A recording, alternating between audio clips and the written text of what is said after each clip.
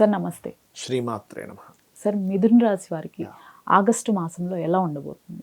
మిథున రాశి వారికి కనుక చూసుకుంటే ఒక షార్ట్ జర్నీ లేకపోతే ఒక ప్రదేశానికి మారుదామని అనుకొని అది మళ్ళీ కొంచెం వేరే రకంగా తిప్పుకోవడం కావచ్చు, వేరే రకంగా మార్పులు అనేటువంటివి జరుగుతాయి. Point number 1. అండ్ అట్లాగే గవర్నమెంట్ సెక్టార్స్లో ఎవరైనా కొత్త వ్యక్తులు, స్త్రీలు పరిచయం ఇట్లాంటివి జరుగుతాయి వీళ్ళకి. వీరికి ఎవరి ద్వారా ధనయోగం ఉంటుంది సార్?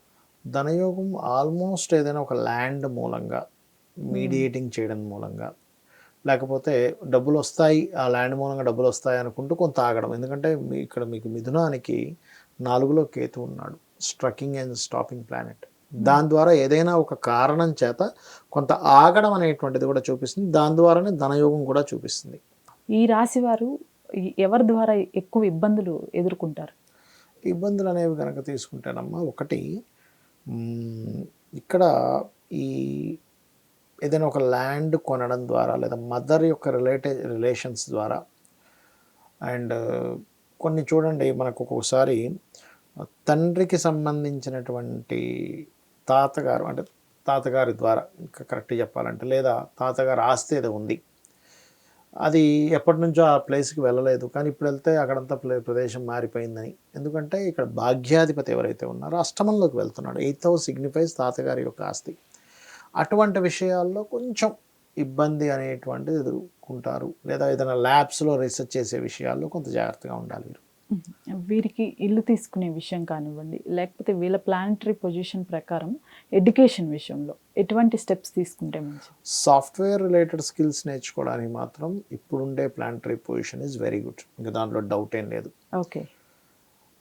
గృహాలు, వాహనాలు ఆర్ సంథింగ్ తోటలు, పొలాలు ఇలాంటివి తీసుకునేటప్పుడు మాత్రం ఖచ్చితంగా చూసుకొని తీసుకోవాలి. ఓకే. కొంతవరకు మీకు గురువు దృష్టి ఉంది 4th హౌస్ మీద, బట్ ఏదైనా కానీ కొంచెం డాక్యుమెంట్స్ కరెక్ట్గా ఉన్నాయా లేవా, మనం తొందరపడి ఎక్కువ రేట్ పెడుతున్నామా, ఎందుకంటే 4th హౌస్ కేతువు కదా, ఇవి మనకు తెలియకుండానే ఒక మాయలో పడి తీసుకుంటాడు మనిషి. ఇవి చూసుకోవాలి. పిల్లల విషయంలో ఎటువంటి జాగ్రత్తలు తీసుకోవాలి సార్? పిల్లల విషయంలో అంటే అమ్మ, ఒకటి ప్రెగ్నెన్సీతో ఉన్నటువంటి స్త్రీ ఎవరైనా సరే ఇప్పుడుండే పొజిషన్స్లో వీళ్ళు సంతానం పొందడానికి పొజిషన్ 25th వరకు చాలా అనుకూలంగా ఉంది. ఈ యొక్క ఆగస్టు 25th వరకు complete planetary position is good, దానిలో డౌట్ ఏం లేదు. బట్ 25th తర్వాత ఒక 20-25 డేస్ మాత్రం జాగ్రత్తగా ఉండాలి. బికాజ్ ఆ 5th లార్డ్ చిల్డ్రన్ కారకుడు, 12వ అధిపతి పంచమాధిపతి వెళ్ళి నీచబడి కేతువుతో కలుస్తున్నాడు. అందుకని ఏంటి, ఆల్రెడీ ప్రెగ్నెన్సీతో ఉన్నటువంటి లేడీస్ కొంచెం జాగ్రత్త తీసుకోవడం. వాళ్ళకి ఒక్కోసారి కొన్ని జాగ్రత్తలు తీసుకోకపోతే కూడా వాళ్ళకి మిస్క్యారేజ్ ఇట్లాంటి అవుతుంటాయి, చూస్తుంటాం కదా, ఆ ఛాన్సెస్ ఉన్నాయి. కాబట్టి జాగ్రత్త పడాలి. వీరు అప్పులు ఇచ్చే విషయంలో కానివ్వండి, తీసుకునే విషయంలో కానివ్వండి, ఎలాంటి జాగ్రత్తలు తీసుకోవాలి సార్? ఒకటమ్మా, ఇక్కడ అప్పు లభించడం అయితే గ్యారంటీగా ఉంటుంది. ఎందుకంటే రెండు గ్రహాలు 6వ స్థానాన్ని చూస్తున్నాయి. సో ఈ కాంబినేషన్ అనేటువంటిది ఏంటంటే లోన్స్ లభించడానికి వెరీ గుడ్. అందులో ముఖ్యంగా పర్సనల్ లోన్స్, లేకపోతే జాబ్ చేస్తున్నటువంటి ఉద్యోగంలో ఆ కంపెనీ వాళ్ళని ఏదైనా అడిగితే రావడం, ఇటువంటివి ఉన్నాయి. అయితే ఇచ్చే విషయంలో మీరు అడిగారు కాబట్టి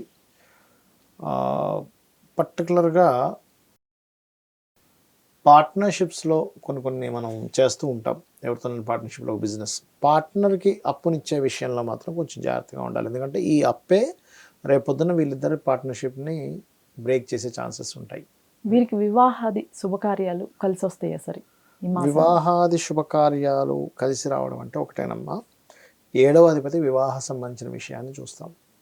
ఇప్పుడు ఎప్పుడు కలిసి వస్తుంది, ఎప్పుడు కలిసి రాదు అనేటువంటిది పర్సనల్ చార్ట్ చెప్తుంది.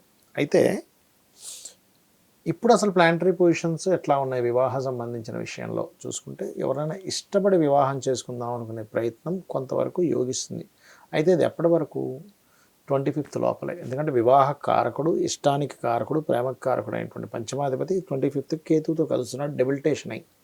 అందుకని వీళ్ళు ఏం మాట్లాడుకున్నా 25th లోపలే మాట్లాడుకుంటే మంచిది. ఆ విషయంలో కూడా కొంత స్ట్రెస్, గొడవలు కూడా అవుతాయి. ఎందుకంటే ఫస్ట్ కుజుడితో కలిసినాడు సప్తమాధిపతి, దాని తర్వాత సెట్ అవుతుంది.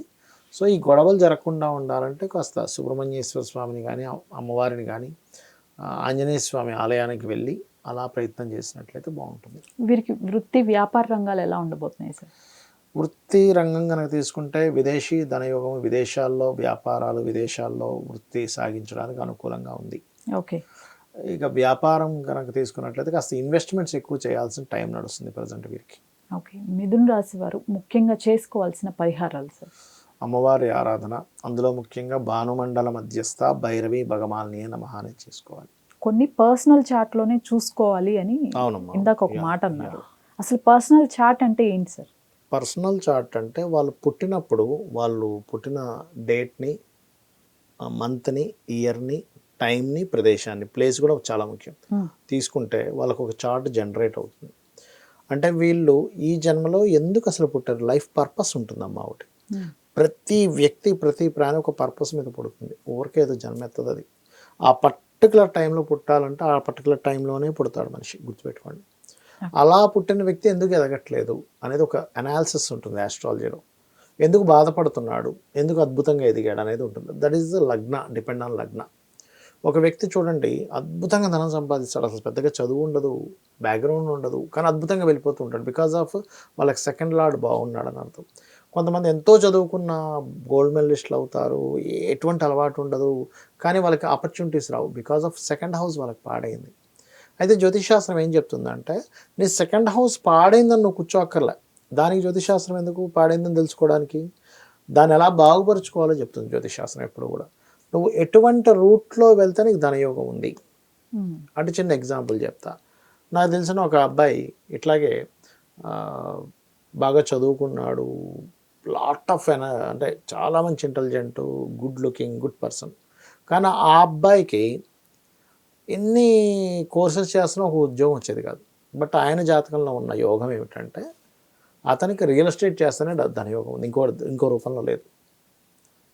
అప్పుడు నేను చెప్పినప్పుడు రియల్ ఎస్టేట్ నాకు అసలు ఐడియా లేదు సార్, జీరో నాలెడ్జ్ అన్నాడు ఆయన రియల్ ఎస్టేట్ విషయంలో. మిగతా అన్ని విషయాల్లో బాగున్నాయి అంటే ఏం పర్లేదు, నువ్వు ఇంత చదువుకొని ఇంత ఇంటెలిజెంట్, నీకు రియల్ ఎస్టేట్ సంపాదించిన పెద్ద విషయం కాదు, చాలా సింపుల్ విషయం అది.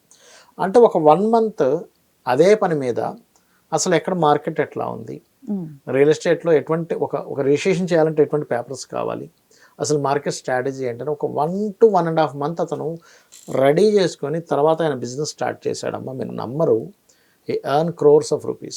అంతకుముందు వరకు లోన్స్ ఎట్లాగా, అనవసరంగా నేను ఎడ్యుకేషన్ లోన్ తీసుకున్నాను, ఆ లోన్ తీసుకున్నాను, ఈ లోన్ తీసుకున్న పరిస్థితి ఏంటి, ఇంక నేను చనిపోవాలా, ఏడుపు ఒకటే తక్కువ అబ్బాయికి, చచ్చిపోదాం ఇంకా అనుకునే స్టేజ్ నుంచి విషయం తెలుసుకున్న తర్వాత ఆ అబ్బాయి వెళ్ళిన రూట్ అద్భుతమైన స్థానాన్ని ఇచ్చింది. అలా ఒకళ్ళని కాదు, నేనేం చెప్తానంటే మీకు ధనయోగం ఎందులో ఉంది, ఎప్పుడుంది అని తెలుసుకోవడం కోసం పర్సనల్ చార్ట్. నాట్ ఓన్లీ ధనయోగం కాదు, ఒకటే కాదు, ఏ ప్రాపర్టీ ఎప్పుడు తీసుకోవాలి, ఎప్పుడు వివాహం చేసుకోవాలి, ఎప్పుడు ఎటువంటి బిజినెస్లు స్టార్ట్ చేయాలి, ఎప్పుడు మీరు ఇన్వెస్ట్మెంట్ చేయాలి. రాంగ్ ఇన్వెస్ట్మెంట్ రాంగ్ టైంలో చేస్తే మీకు రావమ్మా, బికాజ్ ఆఫ్ అది ప్లానటరీ కాంబినేషన్ అట్లా ఉంది. ఇప్పుడు మీరు చిన్న ఎగ్జాంపుల్, ఒక నట్టు బోల్ట్ ఉంటుంది, ఈ బోల్ట్ ఈ నట్టుకి సరైనది అయితేనే కనెక్ట్ అవుతుంది, అదర్వైజ్ మీకు అసలు నట్టు బోల్టే కనెక్ట్ అవుతుంది, మీ లైఫ్ ఎట్లా సెట్ అవుతుంది, అంతే కదా. సో ఏంటంటే జ్యోతిషాస్త్రం ఏం చెప్తుంది అంటే మీరు వెళ్తున్న రూట్ కరెక్టా కాదా అనే విషయాన్ని మాత్రం చెప్తుంది, ఆ రూట్ చూపిస్తుంది, ఆ రూట్ బట్టి మనం వెళ్ళాలి, సక్సెస్ అవ్వాలి. ఓకే, అట్లా ఏంటంటే అందులో మీరు ఇప్పుడు ఒక రుణం తీసుకొని ఒక అప్పు తీసుకొని మీరు ఒక ప్లాన్ చేస్తున్నారు, లేకపోతే కొంతమంది ఏమంటారంటే అయ్యో రాంగ్ టైంలో ఇన్వెస్ట్మెంట్ చేశానో లేకపోతే వివాహం చేసుకున్నానో అంటారు. రైట్ టైమ్స్ కూడా ఉంటాయి వివాహం చేసుకోవడానికి. What is the right time? Wrong టైంలో వివాహం చేసుకోవడం కూడా చాలా పెద్ద తప్పు అసలు. అవి పర్సనల్ చార్ట్లో ఉంటాయి. రైట్ టైంలో ప్రయత్నం చేయడం విదేశాలకు వెళ్ళడానికి, రైట్ టైంలో చేయకపోవడం విదేశాలకు వెళ్ళడానికి. అరే అప్పుడు చాలాసార్లు ట్రై చేసాను అవ్వలేదు అంటారు. ఎందుకు అవ్వలేదంటే that is not right time. అట్లా ఏంటంటే personal chart very clearly indicating. ఒక అబ్బాయి అయితే ఒక మంచి రైట్ టైంలో ఉద్యోగం అద్భుతంగా వచ్చే టైంలోనేమో ట్రై చేయలేదు, నేను వేరే చేసుకుంటాను, ఆ టైం అయిపోయాక ట్రై చేసాడు, అక్కడ రాలేదు. అట్లా 1-2 అని కాదు, మీ పర్సనల్ చార్ట్లో ప్రతి ఈవెంట్, మేజర్ ఈవెంట్స్ ఏవైతే ఉంటాయో అవి ఎప్పుడు చేసుకుంటే మంచిది, ఎప్పుడు చేయకూడదు, ఎప్పుడు చేయాలి, ఏ రూట్లో వెళ్ళాలని చెప్పేదే ఈ యొక్క ఇది. మరి ఇప్పుడు గోచార ఫలితాలు ఇవన్నీ ఎందుకు చెప్పుకుంటున్నాము అంటే దిస్ ఈజ్ ద క్లైమేట్, బయట ఉండే వాతావరణం లాంటిది, బయట ఉండే మార్కెట్ లాంటిది. బాగా ట్రాఫిక్గా ఉంది, మనం ఎస్టిమేషన్ టైం ఒకటి పెట్టుకుంటాం, ఇక్కడ నుంచి పలానా దగ్గరికి వెళ్ళాలంటే 1/2 అవర్లో వెళ్తాం, ట్రాఫిక్ ఉందంటే 1 hour ఈజీగా పడుతుంది. లేదా మార్కెట్లో ఈ ప్రోడక్ట్కి ఈ వాల్యూ ఉంది, సో మనం ఈ ప్రోడక్ట్ని ఇలా డిజైన్ చేస్తే మార్కెట్లోకి వెళ్తుంది, ఆల్రెడీ ఈ రకంగా డిజైన్ చేసినవన్నీ ఫెయిల్ అయ్యాయి కాబట్టి మార్కెట్ ఇలా ఉంది కాబట్టి వీ డిజైన్ లైక్ దిస్ అనేది చెప్పేది గోచారం. ఓకే, ఈ రకంగా రెండింటిని చేసుకోవాలి. All right, thank you sir. శ్రీమాత్రే నమః.